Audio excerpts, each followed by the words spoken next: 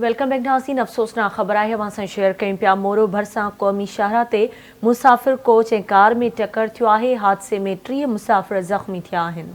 एक भेरो ॿीहर अवां अहम ख़बर शेयर करे रहिया आहियूं। मोरो भरिसां क़ौमी शाहराह ते मुसाफ़िर कोच ऐं कार में टक्कर थी पियो। 3 मुसाफ़िर ज़ख़्मी थिया आहिनि। खैरपुर खां कराची वेंदड़ मुसाफ़िर कोच कार सां टकराइजी वई। हादसे में 3 मुसाफ़िर ज़ख़्मी थिया आहिनि, जंहिंखे अस्पताल मुंतक़िल कयो वियो आहे। अफ़सोसनाक ख़बर अवां सां शेयर करे रहिया आहियूं। मोरो भरिसां क़ौमी शाहराह ते मुसाफ़िर कोच ऐं कार में टक्कर थी पियो आहे। 3 मुसाफ़िर ज़ख़्मी थिया आहिनि। खैरपुर खां कराची वेंदड़ मुसाफ़िर कोच कार सां टकराइजी वई। हादसे में 3 मुसाफ़िर ज़ख़्मी थिया आहिनि, जंहिंखे अस्पताल मुंतक़िल कयो वियो आहे।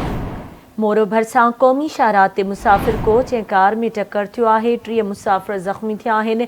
अफ़सोसनाक ख़बर आहे खैरपुर खां कराची वेंदड़ मुसाफ़िर कोच कार सां टकराइजी वई। हादसे में 3 मुसाफ़िर ज़ख़्मी थिया आहिनि, जिन खे अस्पताल मुंतक़िल कयो वियो आहे।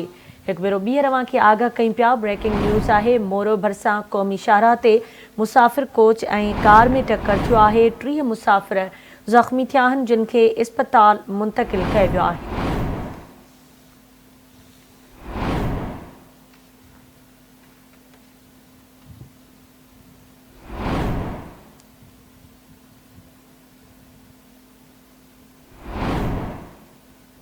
एक भेरो ॿीहर अव्हां खे आगाह कयूं पिया। मोरो भरिसां क़ौमी शाहराह ते मुसाफ़िर कोच ऐं कार में टक्कर थियो आहे। 3 मुसाफ़िर ज़ख़्मी थिया आहिनि। तफ़सील मालूम कंदासीं। मोरो मां आवाज़ जो रिपोर्टर अयाज़ सोलंगी असां सां लाइन ते मौजूद आहे। जी अयाज़, छा तफ़सील आहिनि हादसे जे हवाले सां आगाह कजो। जी अयाज़